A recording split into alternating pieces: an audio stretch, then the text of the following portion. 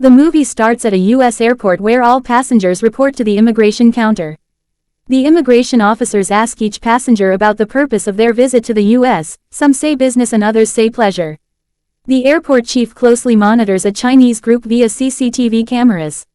Suspicious of them, he orders their inspection, and the group begins to flee the airport.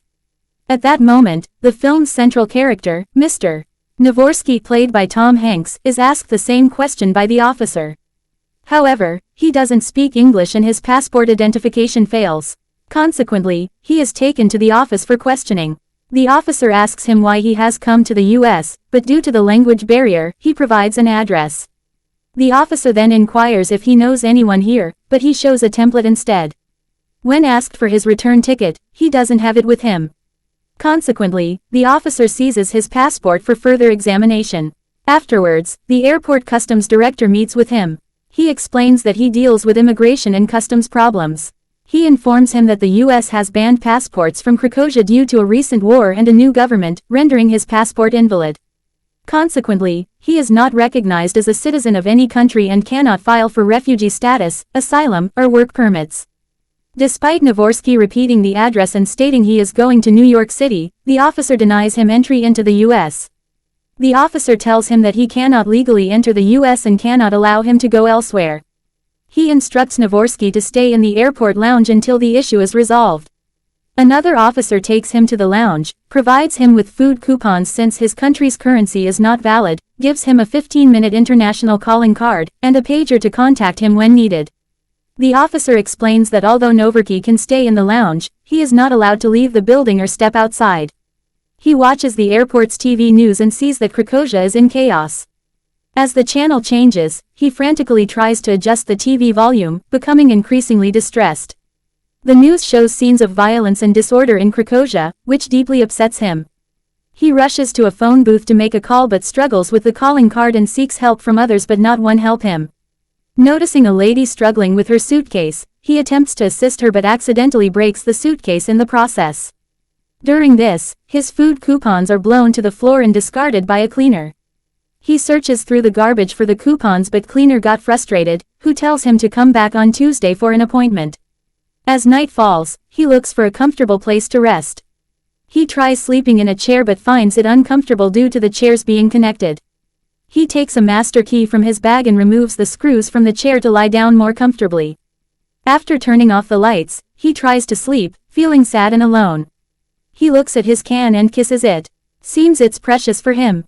As he tries to sleep, a large plane turns behind him, and he momentarily fears that the police might shoot him. However, he soon realizes it's just a plane and breathes a sigh of relief. Meanwhile, Frank is talking to his senior, who informs him that he has been nominated for a position to manage the workload, which makes Frank happy. His senior also assigns him additional duties and advises him to perform his tasks well. Frank checks the CCTV footage and sees that many office staff are watching the same footage of a man named Victor wandering around the airport in just a shower cloth. He designs a plan to get him out from the airport. Victor taking a shower in the restroom. Frank then heads to the visa office, where an officer asks him to fill out a green form. He mistakenly fills out the wrong form, and when he corrects it, his visa application is still rejected due to an invalid passport. The officer remarks on his situation, questioning why he hasn't left yet. Frank returns to the cleaner, hoping to retrieve his food coupons, but the cleaner doesn't assist him. He then visits a bakery and sees many sweets. Hungry, he improvises a meal by making a sandwich with ketchup, mustard, and crackers on bread. Frank approaches Victor and informs him that at midnight, the gate guard will change shifts, and there will be a 5-minute window before the new guard arrives. He tells Victor that he has these 5 minutes to escape if he wishes. Victor waits for midnight, and the officer starts monitoring him via CCTV. Victor approaches the door and is initially relieved when he sees it, but he hesitates as he senses danger and steps back, feeling that the CCTV might be following him. He decides to stay hidden, causing the officers to become concerned. He says, "I will wait here," and officer smile. In the next scene, we see a woman fall and broke in the heel of her sandal. Victor helps her by having her sit on a bench and advises her to be cautious of the wet floor. The woman, distressed, says she is late for her flight and doesn't know the gate number. Victor tells her it's gate 24 and gives her a shop template where she can buy good sandals. As her boyfriend arrives and they kiss, the cleaner suspects Victor is a spy and CIA agent and tells his friends. However, his friend dismisses this idea, pointing out that Victor doesn't even speak English, so he can't possibly be a spy. Victor is hungry and notices leftover food at a restaurant. Just as he's about to eat it, a lady with a trolley arrives. She takes her 25-cent coin, and Victor gets an idea.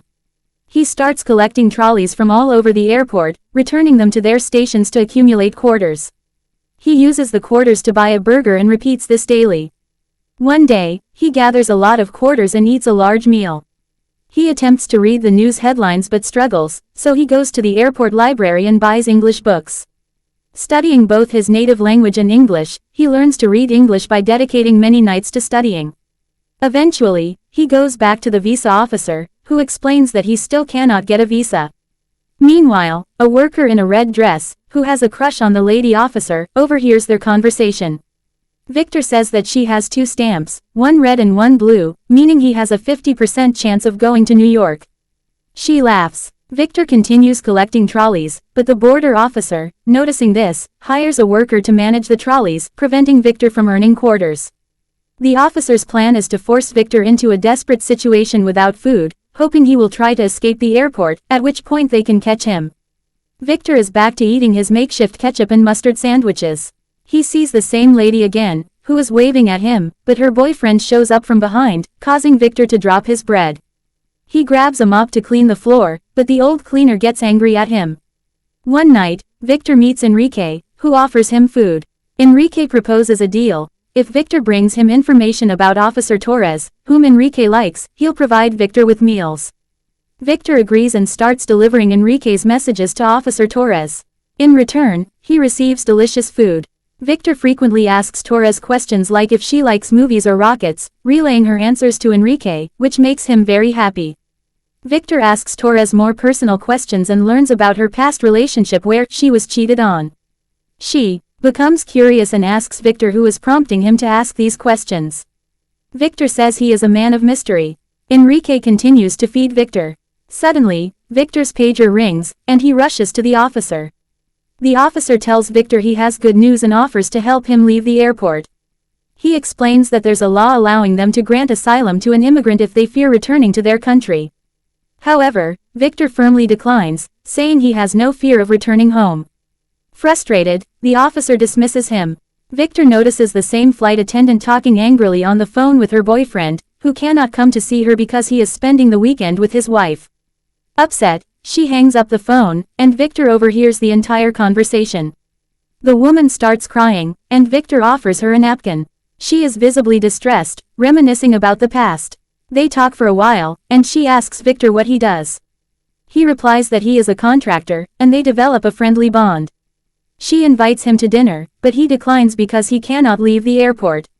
After she leaves, Victor realizes he needs money to take her to dinner. Determined, Victor goes around the airport, applying for jobs at various stores, but people laugh at him. One store owner asks for his phone number, and Victor gives the public phone number. He spends the entire day near the phone, holding his pee, so he can answer if the store calls back. When the call finally comes, it's a rejection. He rushes to the restroom. Upon returning, Victor notices some construction work happening. Seeing an opportunity, he fixes and paints a wall. The workers, impressed by his skills, hire him. Victor is overjoyed and works diligently. Enrique invites Victor to a meal with his friends, but the old cleaner remains suspicious, thinking Victor might be a spy. He suggests that Victor might have a voice recording device and be recording their conversations. They check Victor with an X-ray machine and, finding nothing suspicious, finally trust him. They start playing cards together, and one of them asks what Victor has in his bottle. Victor replies that it contains jazz, making everyone laugh. Victor meets the same flight attendant again, and they talk for a while. She asks him about lunch once more, and this time, Victor agrees to go. Meanwhile, the airport officials are keeping a close watch on him.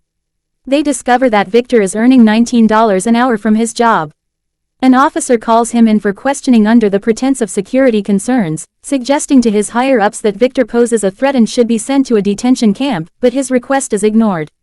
Later, during an airport inspection, the officer finds walnuts in a passenger's bag. Breaking one open, he discovers a white substance inside. Suddenly, another officer alerts him to an emergency. They rush to the scene where a passenger, in a fit of rage, threatens to kill himself over some pills. The passenger speaks a foreign language, which the officers can't understand, so they call Victor for help. Victor communicates with the man, explaining that he needs to fill out a form to take the pills with him. The passenger explains that the pills are for his goat, and Victor conveys this to the officers, who then let the man go. However, the officer who suggested sending Victor to the detention camp believes Victor has assisted in helping the passenger smuggle something and gets angry. Just then, his senior sees the situation and is clearly displeased with the officer's handling of the matter.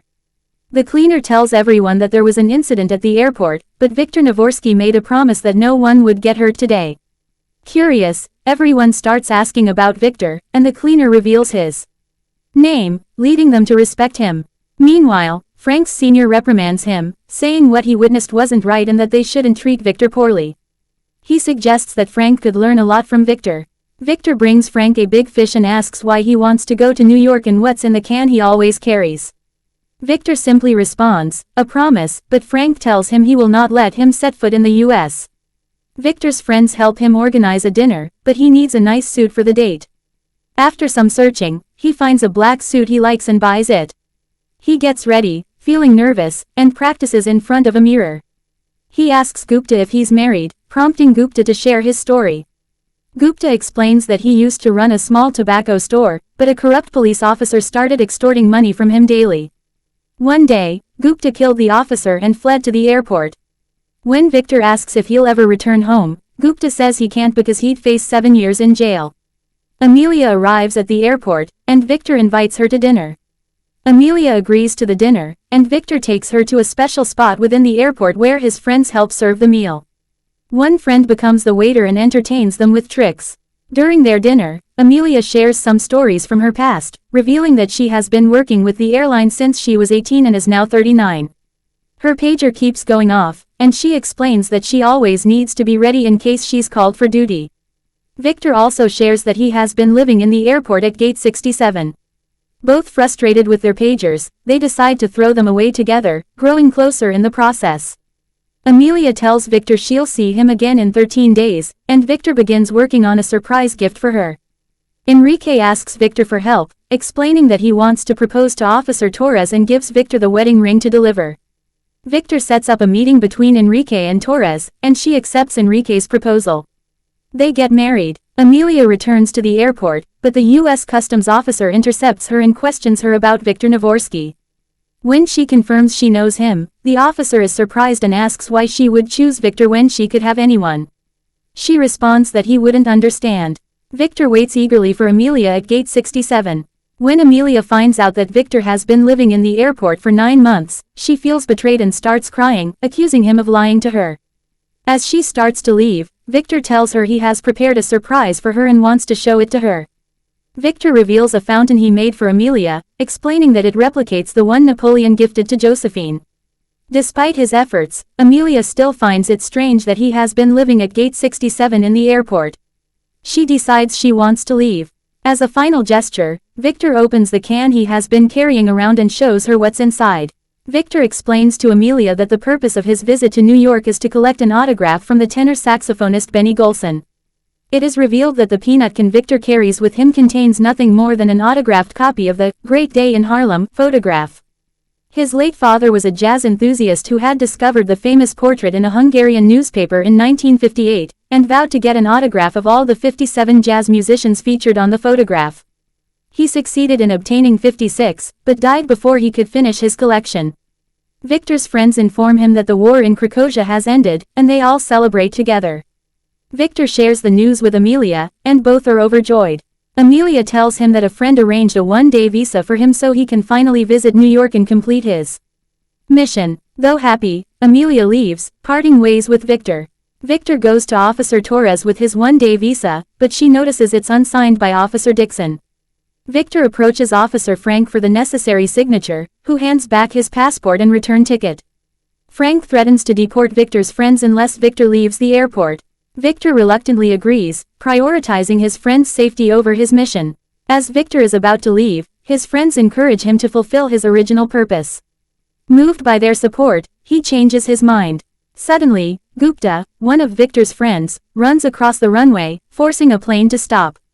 His bravery inspires Victor. As police apprehend Gupta, he shouts, "I am going home." Inspired by Gupta's courage, Victor decides to stay and complete his mission. Victor finally decides to go to New York, causing a buzz of excitement throughout the airport. Everyone rushes to congratulate him and give him gifts. Officer Frank tries to secure the doors and stop Victor, but his subordinates help Victor instead. One officer even lends Victor his jacket because it's snowing outside.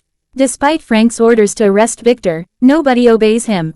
Victor finally steps onto New York soil, feeling elated. He hails a taxi and catches a glimpse of Amelia. They exchange smiles, but Victor continues his journey. Frank rushes outside but is too late as Victor drives away in the taxi. Victor arrives at a hotel where he finally meets Benny Golson, the jazz musician his father admired. He tells Benny that his father was a huge fan and asks for his autograph. Benny starts playing music, and Victor waits, listening to the live performance, becoming emotional. Eventually, Victor gets Benny's autograph, fulfilling his father's last wish. With his mission accomplished, Victor feels a deep sense of satisfaction. He returns to his homeland, bringing closure to his long and challenging journey.